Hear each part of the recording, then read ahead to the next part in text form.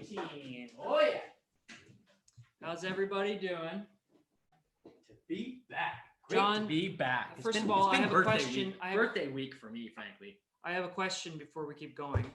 I want to make sure that I can hear myself, firstly. But my question is, would you rather have $1 million today, or would you have a penny that doubles every day for a month? Make your decision. Well, I'd have to do the math on the doubles every day. You got 5 seconds. Penny that doubles every day for 3, a month. 2, 1. That's $1 million. What's your answer? Penny doubles every day for a month. No. What do you want? The penny that doubles every day for a month, or $1 million right now? Penny doubles every day for a month, because it's exponential interest, and it'll be more than $1 million. You're correct. But I just was thinking. Honestly, I didn't do the math that fast. I was thinking like that's a bit of a gamble. Like, okay, how much do you think it is?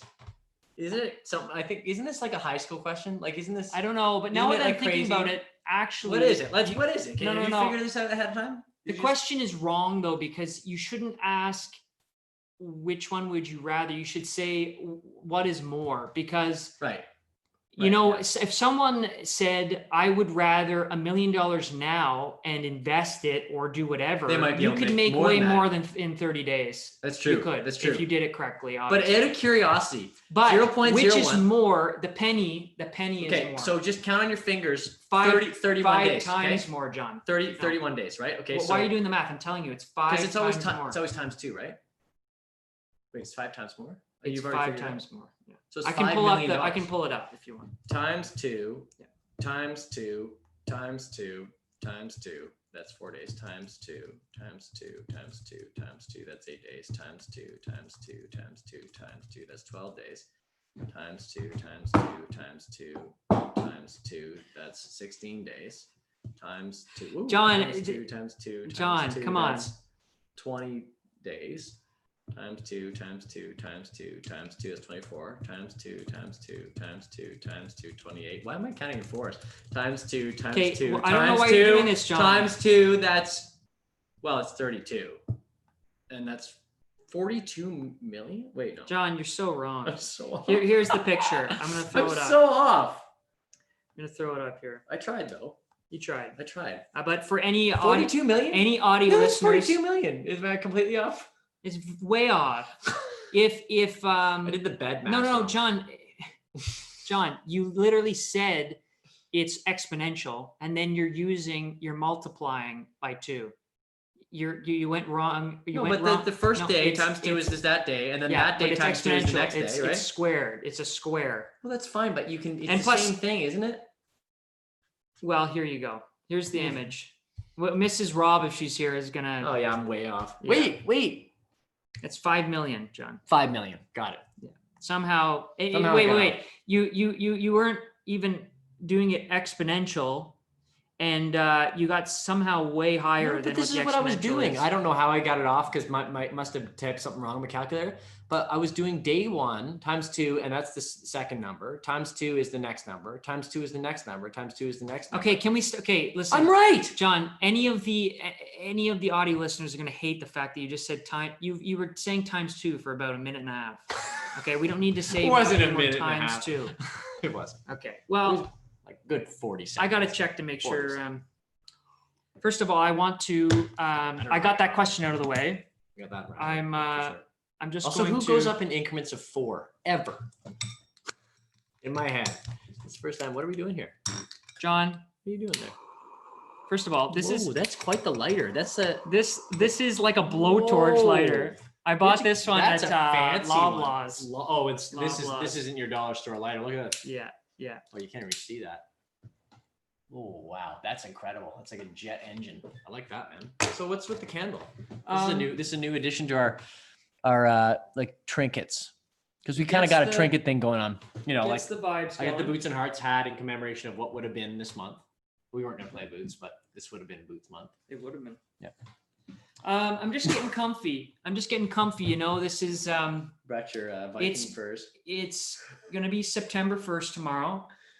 It's fall time. You look a bit like a Jedi though, or a rock. It's fall time.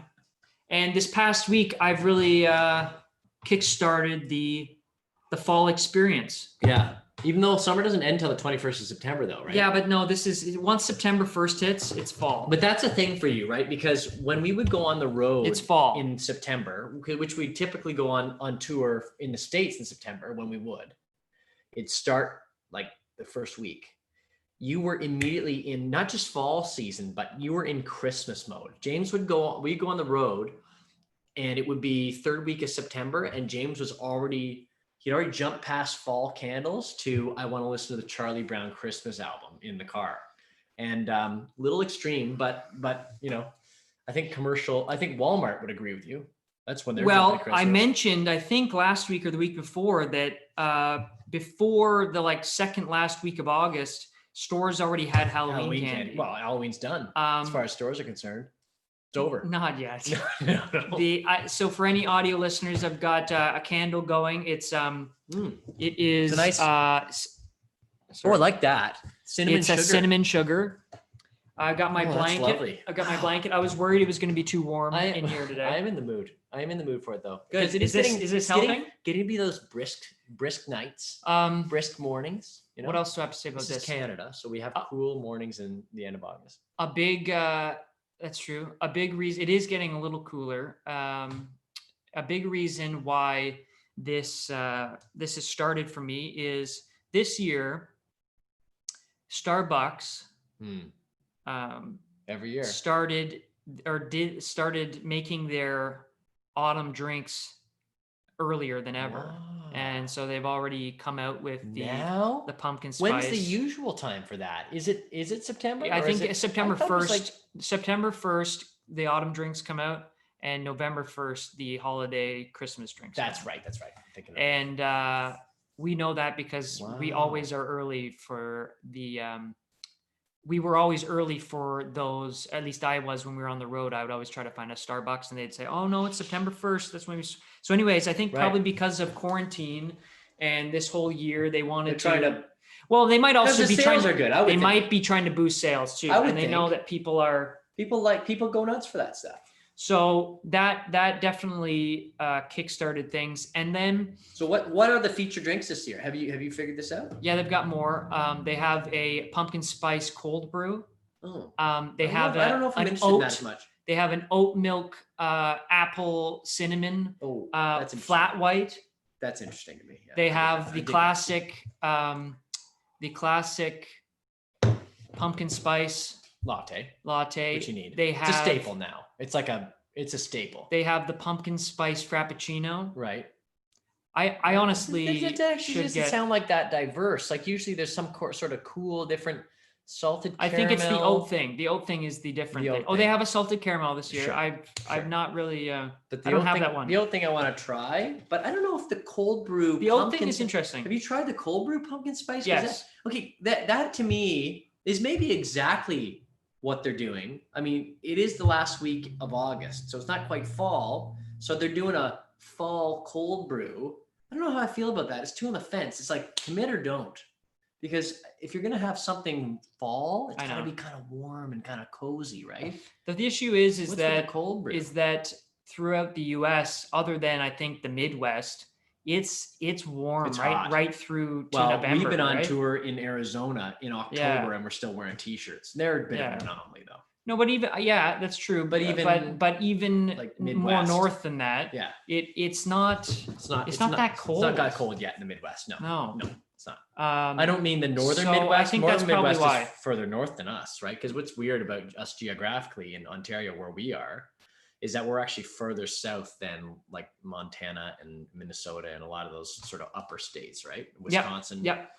But I'm talking like Kansas. Kansas is still probably pretty warm right now. We'll pull up the weather in Topeka, Kansas right now, James. Let's see what's going on down there. Hang on. Can you this is bring definitely it up on tangent. This is off-road for sure, but let's go. Topeka, Kansas weather. Let's see if you're right, James. Okay, right now, it's 24 degrees, kind of comparable. It's going down to 18 but it's 30 tomorrow. So yeah, it's hot. We got Dark Wolves. We got Nico. We got Madison. Nice. Madison says pumpkin spice latte is my mom's favorite. Oh, it's a good move. I mean, it is kind of the bread and butter of fall Starbucks now, though. Like the pumpkin spice latte. If they don't have it, it's kind of like, I bet you it's like not having a Big Mac or something. They've really we should do seasonal Big Macs. They have really capitalized on these seasonal drinks. I think it's their biggest thing all year. I think so.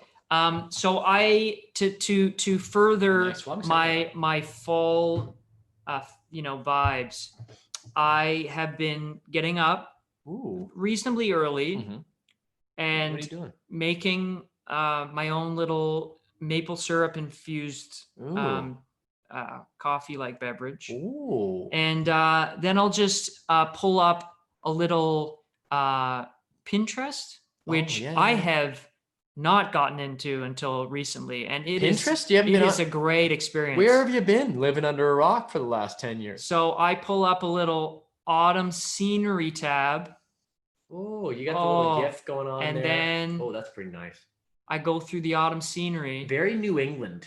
And I relax. Very New England. Like somehow New England has a monopoly over the autumn page on Pinterest. How's that? Look at this nice little little tunnel of lead. I don't know where that is. I want to go there. It's a very New England homestead. So I leave these pictures up all day just to soak in the. Do you listen to your favorite autumn song?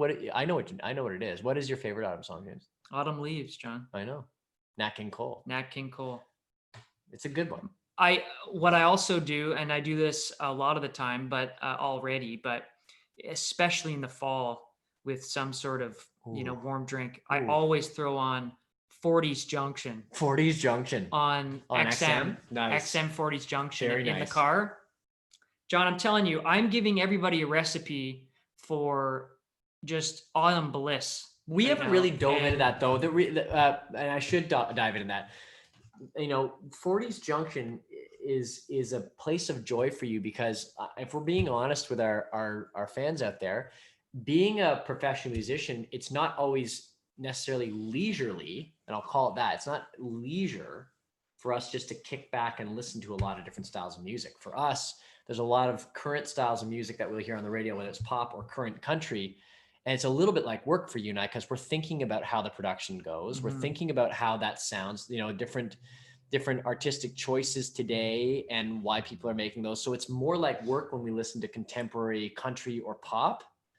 I know we've talked about that, but for us, where we find our leisure in music, where we can actually just forget about life and actually just listen and enjoy, is some of that stuff, like the older stuff that isn't on the radio today or is on satellite radio. But that's the kind of stuff we are. That's why it's funny when my friends talk to me and ask, John, like, can you give us a line on the hip new bands today? I'm like, I'm the last guy to ask because I'm not really plugged into a lot of that. It's a little different for us because we're in it all the time. We're working on it all the time. Then we're not thinking about music in the same way that a pure listener would be thinking about it, right?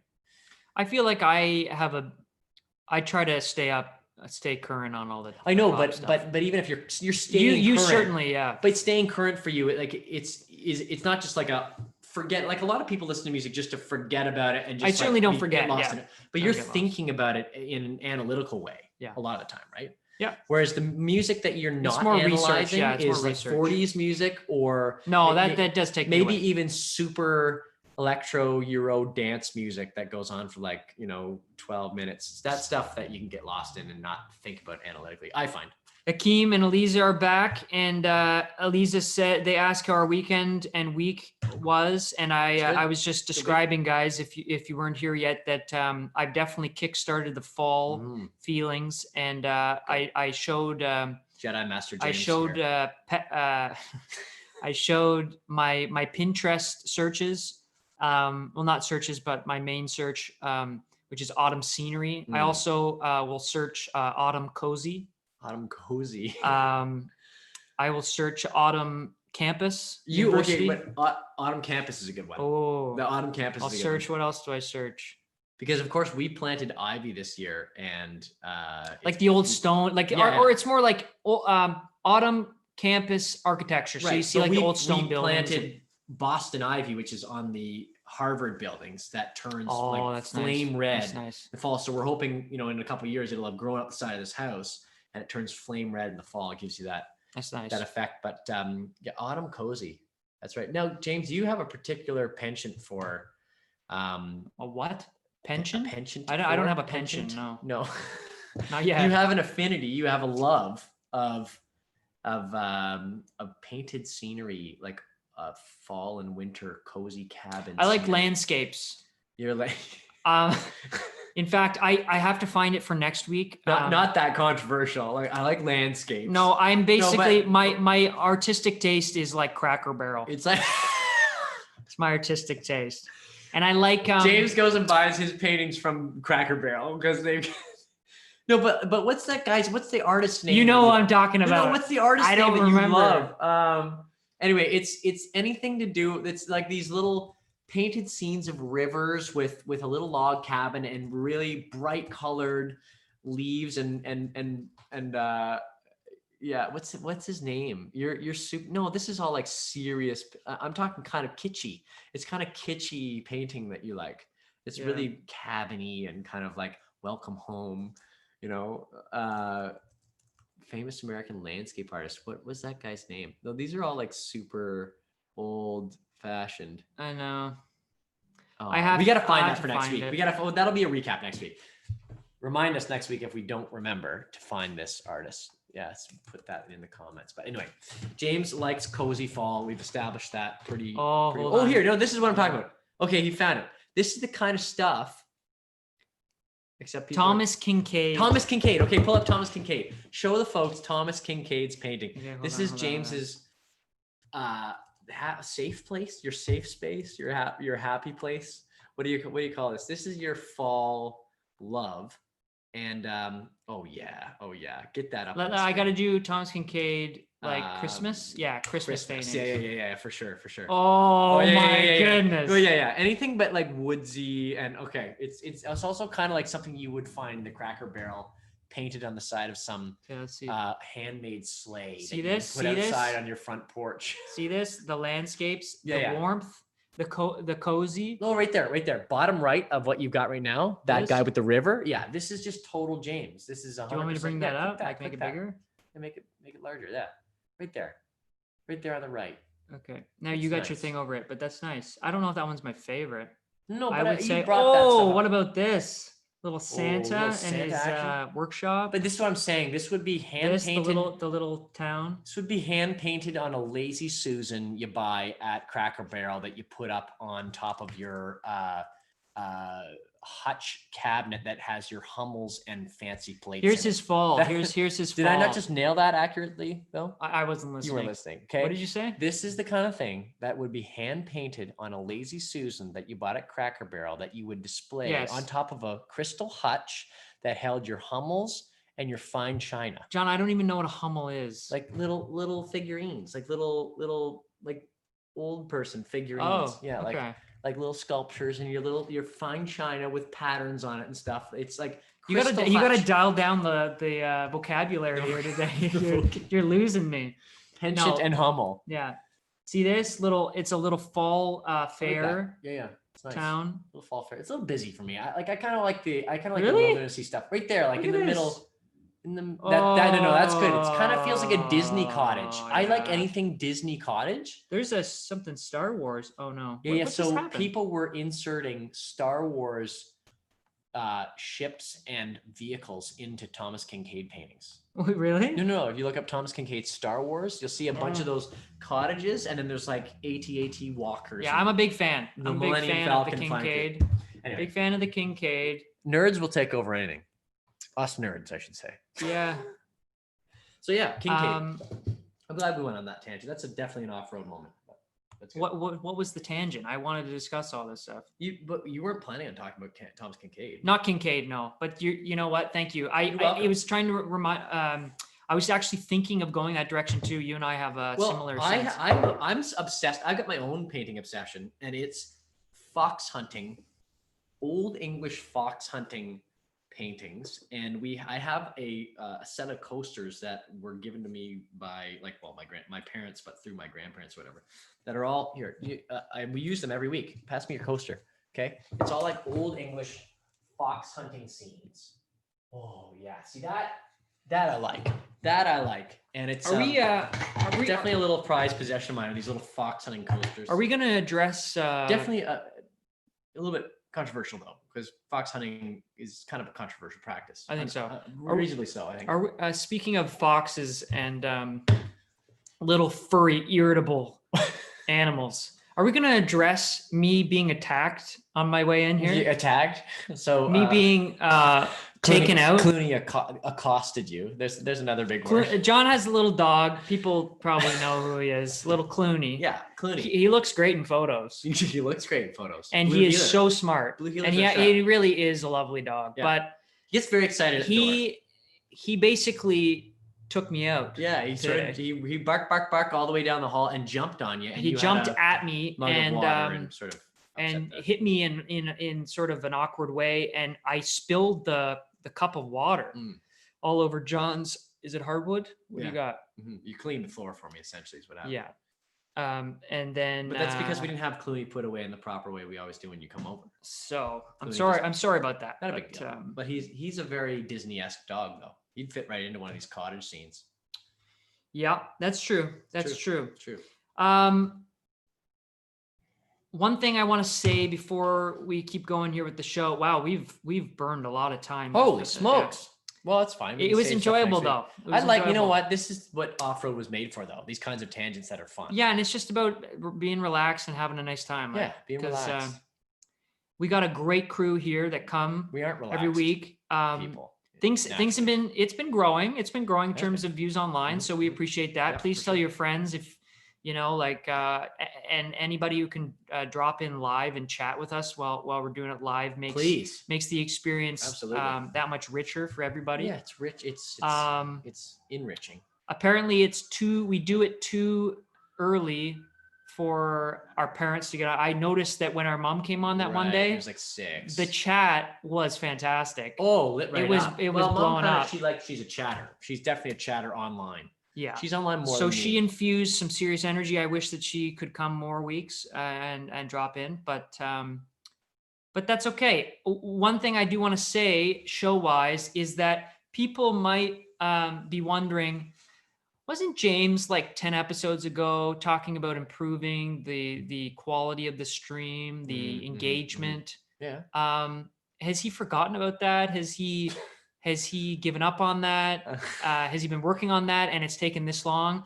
I've taken a bit of a pause because I've decided that we do plan to have multiple seasons of this show. Right.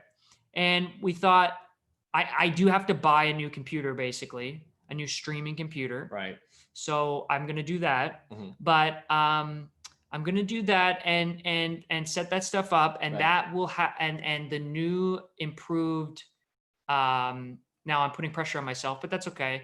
The new improved stream situation with engagement. I'm hoping that I can figure out ways to, you guys can, we can do polls, we can do all kinds of stuff. Yeah. That will come as the season 2 situation. Right. And we have still yet to figure out when we're winding down season 1, what kind of a break. Oh, yeah, we have no clue. And then I'm just throwing it out that there is a plan. Right. There is a plan. It's not like I gave up and this thing's going to peter out. We are at episode 18. We're going to wind down season 1 at some point, have a break, come back, jump back in for season 2. I don't know if we have a break. Well, maybe like I'll probably, break. Yeah. Like a 2-week break. But these poor folks have probably had enough of us. Maybe not. Maybe around New Year's, maybe. Yeah, that makes sense. But sure. Or this fall. I don't know. But the thing is, stuff for Christmas. I gotta get the computer, and I gotta get some stuff for Christmas. I gotta save up my pennies for that. Go to the Boxing Day sales. Maybe that's where we get all our stuff for the next. Yeah, or we do it earlier. I don't know. It depends. Some days, John, when I get something in my head, you can ask Kyla. You'll have it in a half hour. I drive to Best Buy or wherever. Well, I'm like that too. And it's done. No, I know. I'm like that too. Like I'll shop around. like I'll not shop around, but I'll actually start kind of do some research for an hour online. You know, you can pretty much figure stuff out in an hour or two. And then when I've made my decision, it's like, I need it yesterday. Yeah. We're the same that way. What do you do? Recently, well, I don't have anything to add necessarily on that. Will you do the same thing, or like what? I don't really research. So you're like, I want this, go. Yeah, I'm like, okay. I see an ad and I'm like, oh, that'd make life better.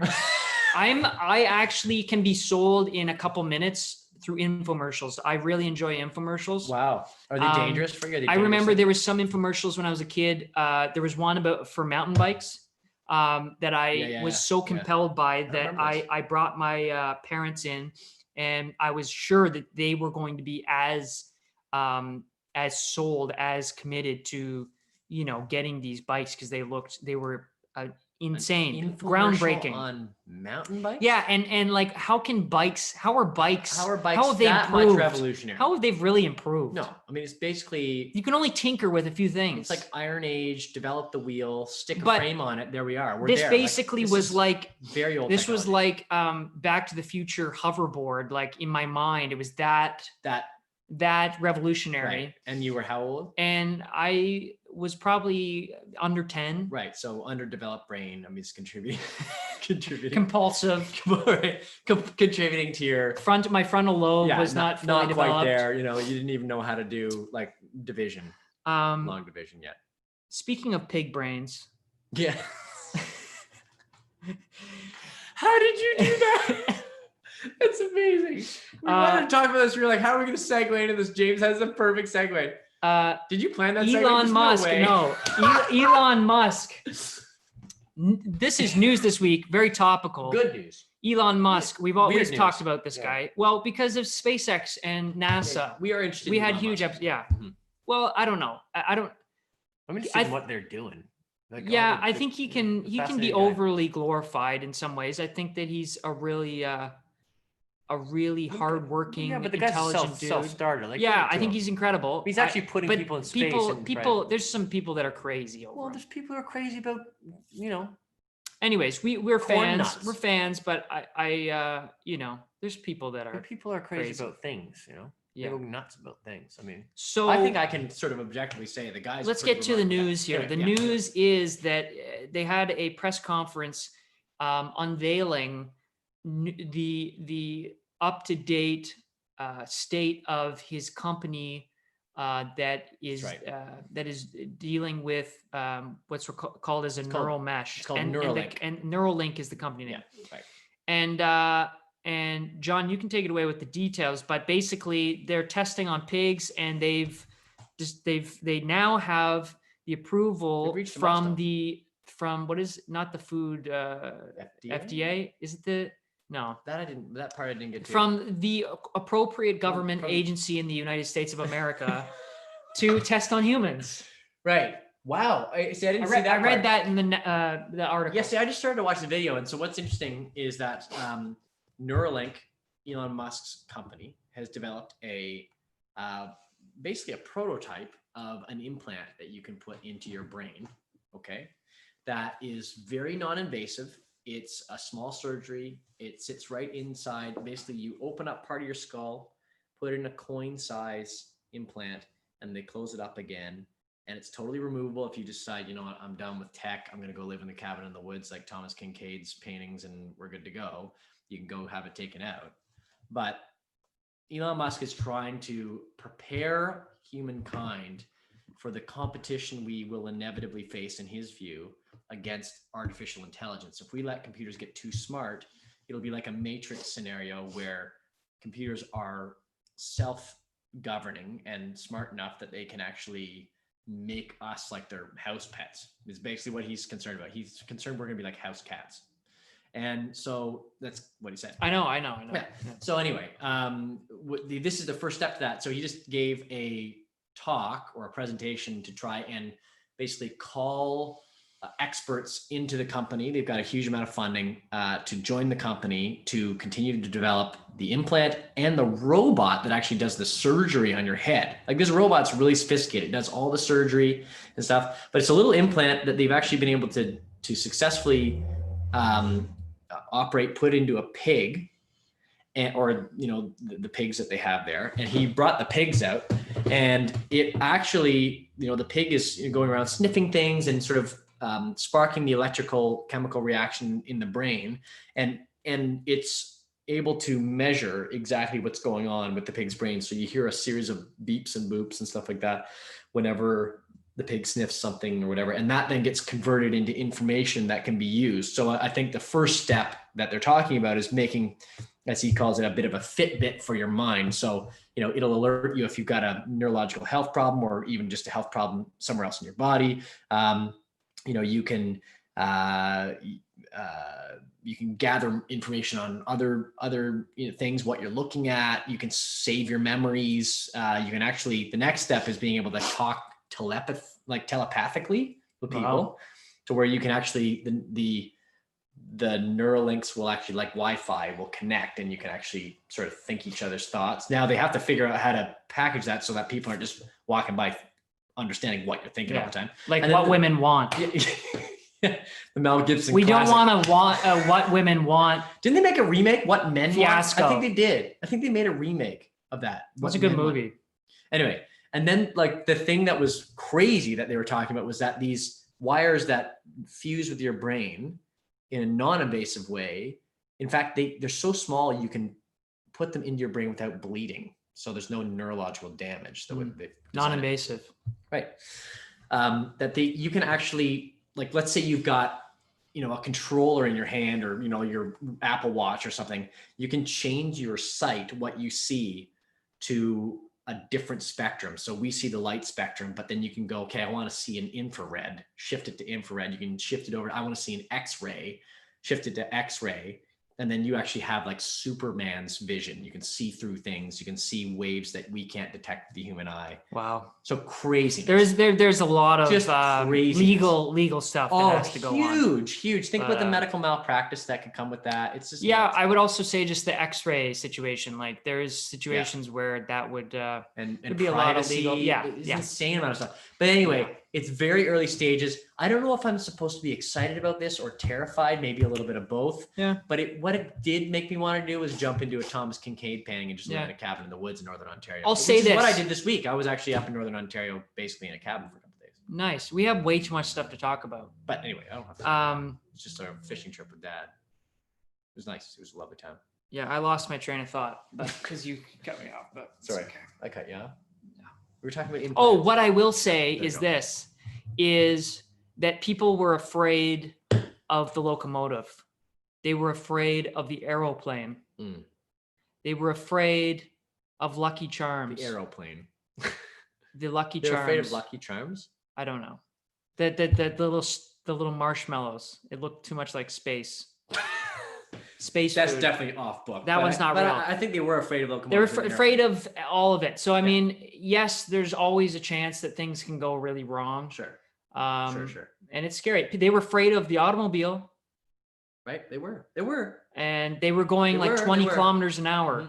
And they thought that they were like, now they were because the wheels could come off. But there's not messing with your mind and you're like sort of, I don't know. That's the thing. But flight, like nobody had flied. Well, sure. But it's kind of like, okay, fly, you get up there in the air. It's just another way to die, really. But John, you're trivializing the fact that we were like with birds, bro. Only birds could fly before. I'm not trivializing that, but giving somebody the possibility that they could hack your brain, that's what's really... Yeah, that's bad. It's like a Black Mirror episode, which is what he said. He said, I know this is like an episode of Black Mirror, but we're gonna have to figure out a way to make it not like that. Sorry. So I'll quickly respond to Madison's comment here. When you guys go on tour, are you guys still going to go live? And the answer is absolutely. I think that we want to figure out a way to be able to do this completely remotely. That actually is something we're really excited for. Yeah. We can take you on tour with us. Well, yeah, and we can you know, it's just going to add way more content. Like we can set up in cool locations. Yeah. And live stream, or what's it called? IRL streaming, in real life streaming. Like maybe we're walking through a town that we've never been to, or, you know, maybe we take a pit stop at the Grand Canyon. Right. Exactly. Maybe. And when we get the neural mesh, then you can just see what we see. Yeah. Right. Virtual reality, which there you go. was another thing that I haven't been researching, but I've had the inclination, I was going to say this earlier, of that feeling like that might be an impulse buy that might happen for me. For you. I'm really thinking of getting an Oculus Quest. Right, but do you think it'll be impulsive if you thought about it this much? It's probably this holiday season, you know, if there's a deal, because they're coming with a new one. Impulsive though. You're planning ahead. It'll be like when I canceled. That's true. It'll be like when I canceled Christmas or ruined Christmas one year for us when I bought a PlayStation for myself when I expected nobody else would get it for me, and someone did, and I gave it to myself prior to them giving it to me, and I ruined Christmas. We're gonna have to talk about that at Christmas. Yeah, we're gonna have to circle back to that. So, anyways, that was big news this week. Other and more sad news this week. Very shocking. The actor from Black Panther, the lead actor, right? Chadwick Boseman. Terrible passed loss. away, and I just can't believe that he was suffering from health issues while he was filming that movie. Time. He looked incredible in that movie. He was in incredible shape. Like you would never look at him and say, you know, think that he wasn't in amazing shape. Talk about a fighter, eh? Like that's anyway. Rest in peace. What a loss. And I apparently he has the most liked tweet of all time now. That tweet that said that Chadwick Boseman passed away through Chadwick Boseman's account as of, I don't know if it's today. Did he write it? Oh no. No, he didn't write that he's died. Oh, I thought maybe no, but he did some sort of something. It was somebody who had access. Because he probably knew that it was getting closer. No, it was somebody who. Well, maybe he did it, but it was put up by somebody who had access to his account after he passed away. Yeah. So anyway, he puts it out, and or somebody puts it out through his account, and it is the most liked tweet of all time. Really? It is. It is. It's the new most liked tweet of all time. It's big, shocking. I know you have. Sorry. Yeah. Anyway. Yeah, rest in peace. I'm very sorry to hear that. It was shocking. We just have a couple more things. I know you want to get to your last thing, but can I just get through a couple? Yeah, let's do it. Yeah, okay. even if we run like 5 minutes over time, we started a minute or two late. So I watched a movie that I watched when I was a lot younger. We can keep this short, but Dan in Real Life this week. It was on Disney Plus. Oh yeah. Steve Carell, right? It's not really in itself that something that I really wanted to talk about or mention. I enjoyed it. I think the music is quite nice in it. Lots of guitar picking, kind of organic stuff. Steve Carell one where he's laying on a stack of pancakes. That's the front of the movie. Yeah. But what made it a talking point for me this week, or something that I wanted to discuss, was I decided to Google, because there was a bunch of kids in this movie, and I was like, I recognized them, but I didn't know if they had really ended up in other things, and some of them did.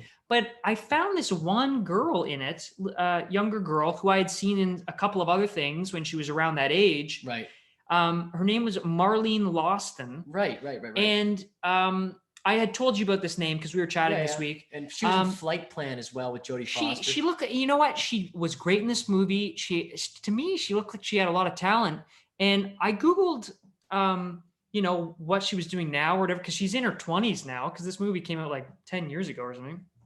And there's completely nothing. There's nothing on this girl. Dropped off the face of the earth. It's insane. Like, I don't understand in this day and age. I looked it up too. Couldn't find her. In the day and age of the internet that she could go 10 years and sure she hasn't been in any projects, but the fact that there's no info. Does she not even have an Instagram account, I guess? Yeah, or there's been not a single interview, not like she went and got a university degree and she was in a school. That's the case. She got interviewed in the school paper because people were like, "Oh, I remember seeing you as a kid," or whatever. There's nothing. It's like she disappeared. Well, speaking of child stars, this week, I think it was this week that Macaulay Culkin tweeted. Yes. And he said, You're catching on to this, John. You're catching on.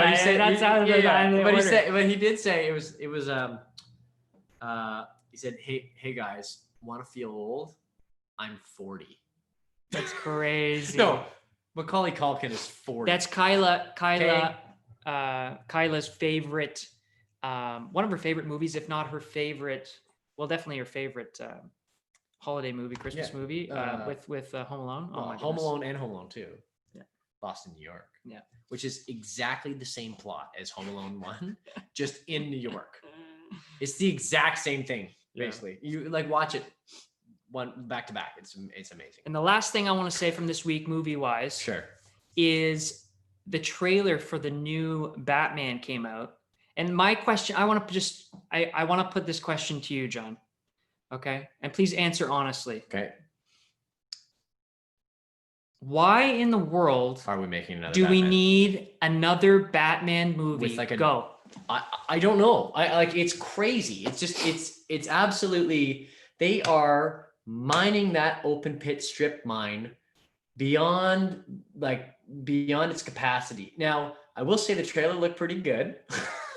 But we've been down this alley before of like dark Batman. And I mean, I'm compelled, but we've done it. We've done it. Christopher Nolan, how do you beat Christopher Nolan's Dark Knight trilogy? I don't see how that happens. Personally, I don't think it's happened yet. Like the DC thing. I feel like it's exactly like Spider-Man, which they've made three or more versions in the last decade. Well, yeah, last 20 years. Yeah. Last 18 years. Couple decades. And, it's not getting better. Well, the last attempt. They are getting better, but it's also like, man, it's just, we don't let's come up need with it. some new stories. We don't here. need it. Let's come up with some new stories. So Maybe that's come how up I with a feel new about hero. the Batman. I agree with you. The trailer looks okay. Yeah, the trailer but was actually. it's like, why do we need this? And you know what? Watch this thing be phenomenal. And I'm just like, great, now we've got a phenomenal Batman movie, but why are we doing Batman again? Yeah. Especially so soon. Like, yeah, I don't get it. Anyway. It's like they're treating every franchise like it's James Bond or something now. Right. Like you just have a revolving door. And you just change the actor and then it just keeps going. Yeah, keep it going. And it's like, it doesn't matter that it doesn't make sense. Because they keep making money, you know? Yeah, it's just, it bothers me a little bit. So, I mean, it'll probably make money. If it gets great reviews, it will make a lot of money. It will, because people like Batman. I mean, I like Batman. Who doesn't like Batman? Yeah. Anyway, that's that. I'm moving on. Okay, so we are in the last quarter of our hang. Yeah, we did want to talk about what we're doing tonight. And just to wrap up the cozy, the fall kind of, the candle bonfire. This is looking nice. The exposure on this on the camera, the very unsophisticated camera setup we have here is actually lovely. The deal is we want to wrap that up and just mention that we're having a hot dog roast for John because, of course, I don't know if I mentioned it last week, but John has birthday weeks every year. Well, I've been kind of scaling it back for a while because it's not that special to turn 28, in my opinion, or 29 or whatever. But this year I'm turning 30. I've turned 30. Oh, I thought you were about to say that you're 28. No, yeah. I think once you hit 30, but if you want a milestone or 40 or whatever, I think you can just decide to say the last couple of years of the previous decade for for a while, for as long as you want. Save that for. Just I don't say mind 28. Just say you're 28. I turned 30 though. No. Say you're 28. The cat's out of the bag.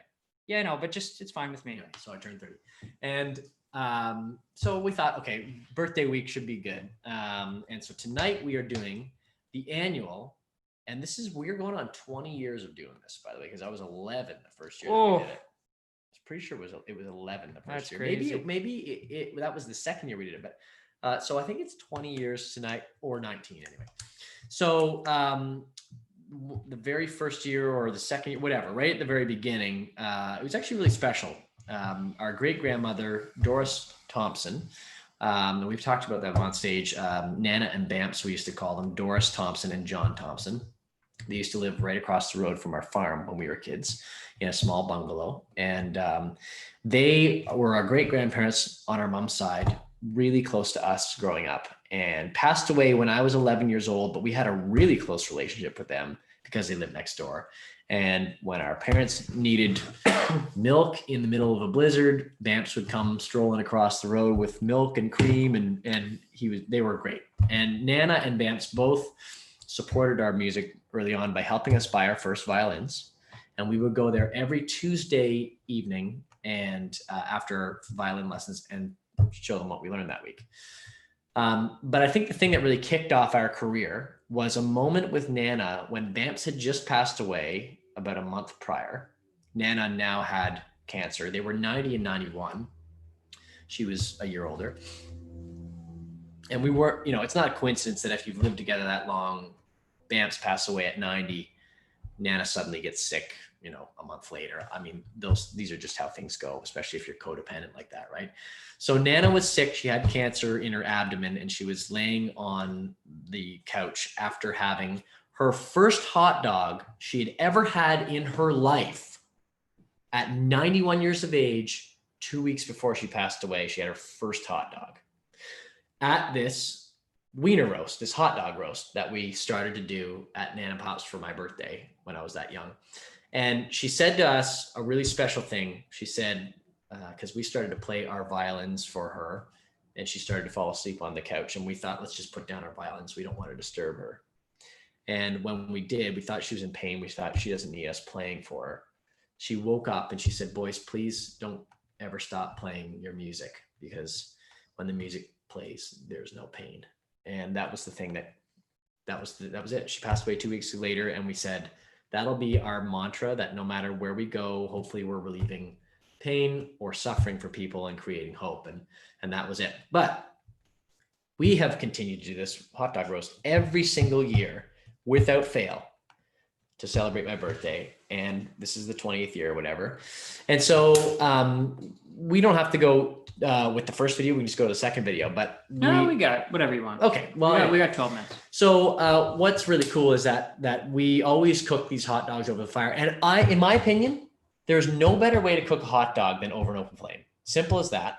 Frankly, cooking most things over an open flame, I love that charred, natural taste of wood fire underneath meat, particularly. I do it with steaks a lot, but particularly with hot dogs, obviously. And it's really interesting because there's a lot of anthropological history. There's recent evidence to suggest that early man, 1.6 million years ago, I believe, were burning antelope bones in a controlled fashion for heat and for cooking. Way, way, way back. And cooking came on anthropologically as a way for us to stop having to use all of our time and energy during the day for chewing. Because if you think about most animals in the wild, they're spending a ton of energy all day just hunting, killing, and then chewing whatever they get because it's not cooked.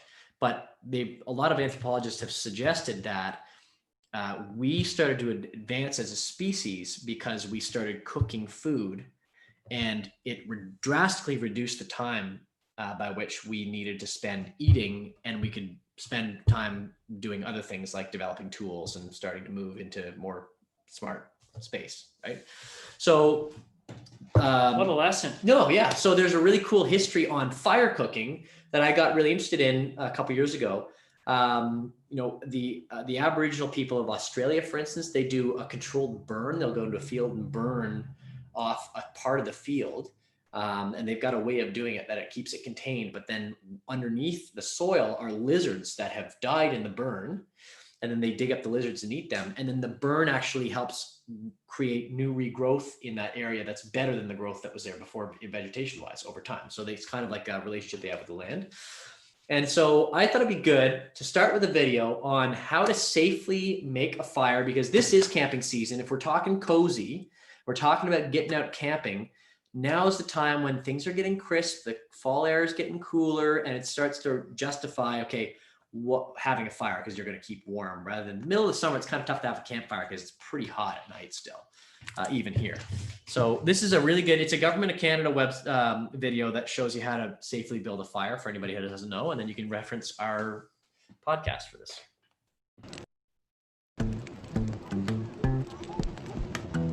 One of the best parts about camping is relaxing around the campfire. Learning how to build a campfire the right way will keep it burning for hours. Before you start, check the fire bans in your area and know the rules and regulations of your campsite. So there's basically been a ban most of this summer. Canada a lot of it, yeah, for sure. You must use a designated fire pit for your campfire. It's a cool little... It's nice. also illegal to burn wood and anything else harvested from the forest. Now, let's get started. Didn't know that.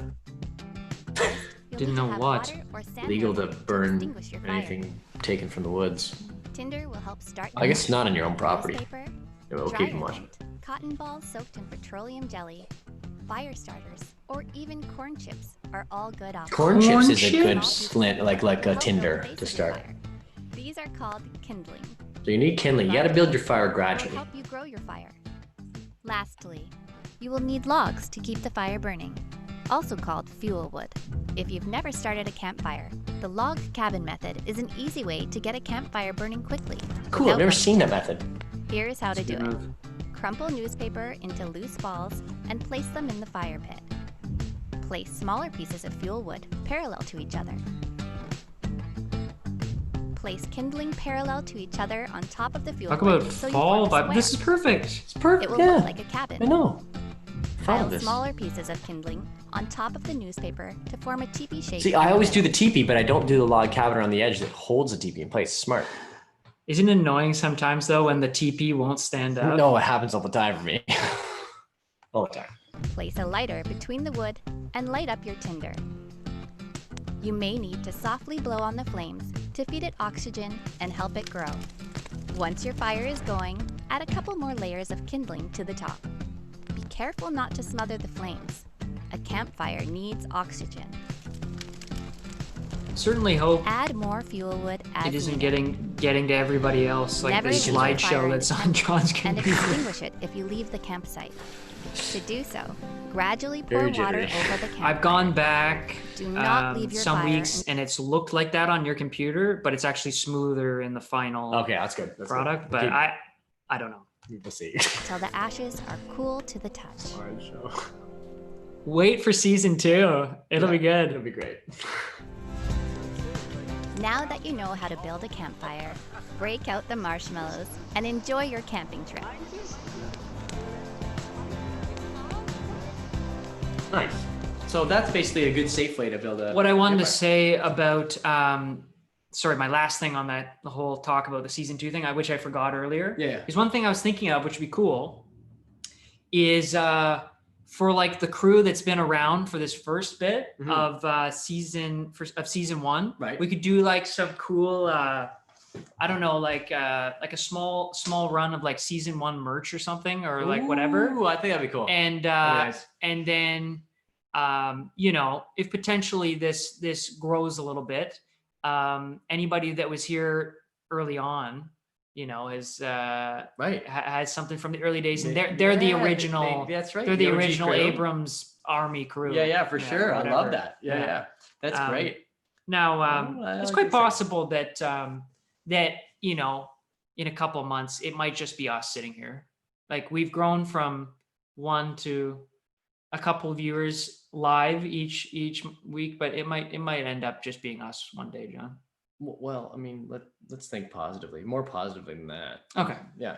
But is that It's because you guys, is we that aren't sort of sitting like, here alone. is that sort of like a subtle, like passive aggressive way to make sure that the people that are watching us like never stop watching us? No. You know what I mean? It's like saying, oh, it's like saying, oh, look, like No, your they home can do decor. what they It's like want. saying your home decor, and it's just like, oh, I don't think my room looks very good. People are like, oh, I love it. It looks so good. It looks so beautiful, right? Yeah. Anyway, so then I got finding this really good. I watched a really awesome episode of Chef's Table, which is a great Netflix show. If you haven't watched it, it's like super sophisticated, high end cooking. But this one guy, I've got his name here. He is a phenomenal cook. It's Francis. What did I write it down again? Not for me, no. Yeah, I found him last year, and then well, anyway, just bring up the video. Francis, chef, Argentina. What's his name again? Oh yeah, Francis Malman. Okay, and he was actually kind of parodied on American Dad not too long ago.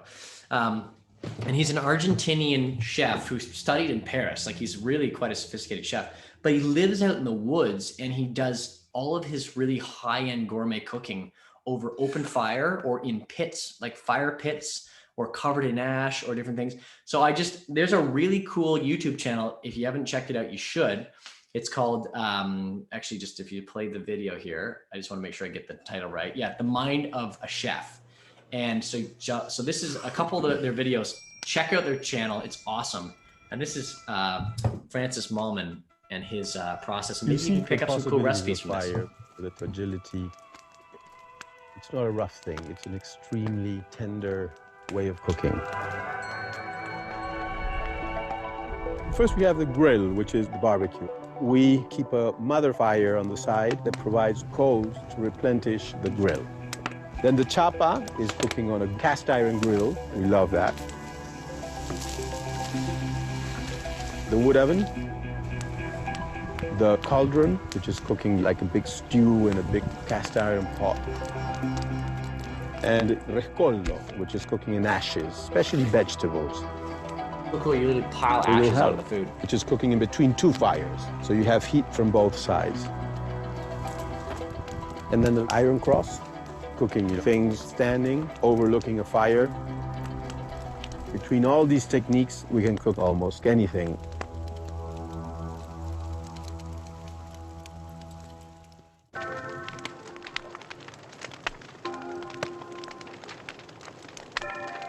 Okay, so this is a breakfast you can make if you simply have some olive oil. That's this important kind of to know. if you have a slab here. over an So open fire when we like place the food, we decide where to put it. And this is the part my mother hates when I use her napkins. She's ready. Would you like to cut some very thin slices of this ham? Yeah. This is a local ham. It's not a very old one, but it's perfect for this. It's nice. Yeah, maybe slightly salty. The tomatoes, I'm gonna place them with nothing, eh? You're just gonna let the natural sugar cook the... Yeah, I like the burnt side of it. It's very important to respect the place where the food falls. If you're constantly moving, you just destroy them. Yeah, I agree. To me, burnt flavor is everything. It's a flavor, it's an ingredient, it's its own thing. When you're cooking a griddle like this, usually at the beginning things stick. Yeah. Once they start burning, they will leave the sticking. Lift off. Yeah. When I see a burnt tomato, I get very excited. Is this a typical breakfast in Argentina, or is this a typical breakfast for you? This is a breakfast for me. I love it in the early morning. Especially I have big breakfast like this here. Is that good? You will need more ham. Let me see. Yeah, that's wonderful. I love that. Okay, so what I'm gonna do now is I'm gonna get my ham in the coffee. Oh, so you're putting the ham in the coffee. Yeah. To me, he's making eggs with, red-eye gravy. This is not just regular coffee. It's reduced, right? It's really reduced, yeah. It's very bitter. It's really bitter. And I have some fresh bread here. These guys can go in this edge here. This would be a bit less hot. Okay. I'm gonna get some butter on those toast so they're really nasty and unhealthy. Right? Just like where put it's 2 gonna be little hotter pieces versus on not each. as hot, and evenly distributing. It's a very primitive way of cooking, but it still gives you some of the best That's cool. flavor, right? This is little? Yeah. I like the way you think. Those tomatoes, see how they're talking. They're lifting. I can see a little bit of black around the juices. So they're almost ready. And I'm gonna put the ham here. It's insane. You just pretty much just reduced the coffee to a paste. Yeah, before it dries, you see right now, so it's still slightly juicy. I take it off. It smells so good. Okay, we're gonna do the eggs now, here in this corner. Butter is one of the most delicious things ever, isn't it? I really like butter. I wish I could have breakfast like this every day. This is awesome. We're gonna turn these guys over here now, so they get a bit of the coffee too. So if you're doing this, you really don't need to drink coffee, huh? This is... I'm always shocked at how you can go any place on this globe, and I can't get any more remote than here. And all of a sudden, there's this dish that's really familiar to me.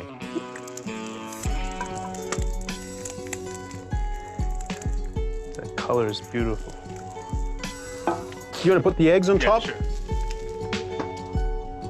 Great. And now the tomatoes, we just flip them. Charred like that, you taste the You best. see, it's beautiful there. Yeah, really burnt. When you see someone like Francis who's been cooking things for so long, you understand that certain things you just burn it, certain things you burn it for a little bit, certain things you burn it a lot. There's levels of burntness. Everything has its place. It's a beautiful thing to watch. Just a little pepper. Just a little pepper, and then I love to salt from a distance when I cook outside, you see? Because I My really like the way computer is about to explode. No, but that's a great example. But I think I'll wrap up this little segment by saying, like, I think as a culture, we've become so afraid of burning stuff, right? Like, it's like, oh, I burnt it, I ruined it, but if you do it in a controlled way, and if you do it in the right context, that burn through an open flame creates a ton of flavor. And there's actually one thing that I do. It might give you some cancer, but. Well, yeah, there's some study there going on, but I mean, you're not doing this kind of thing every day either. And obviously a healthy, balanced lifestyle. But I will say there's a way that I make, and I'm going to give you guys a secret. There's a way that I make pork chops it's my favorite way to do pork chops. Maybe someday I can actually do like a tutorial on it. Number one, go to a butcher to get your pork. The pork is going to taste better. It's fresh. And you want to get pork that still has a fat cap on it, because so much of the flavor comes from the fat cap. I get them Frenched, so look for Frenched chops, and basically that's the chop with the fat cap on it and the bone sticking out. If you ask specifically for Frenched, the butcher will know what you're talking about. You get those, and you kind of make little cuts along the outside fat cap of that chop so that it doesn't curl, because for anybody who cooks meat, they'll know that if it's too fatty, sometimes it'll curl up on you, right? So you can avoid that.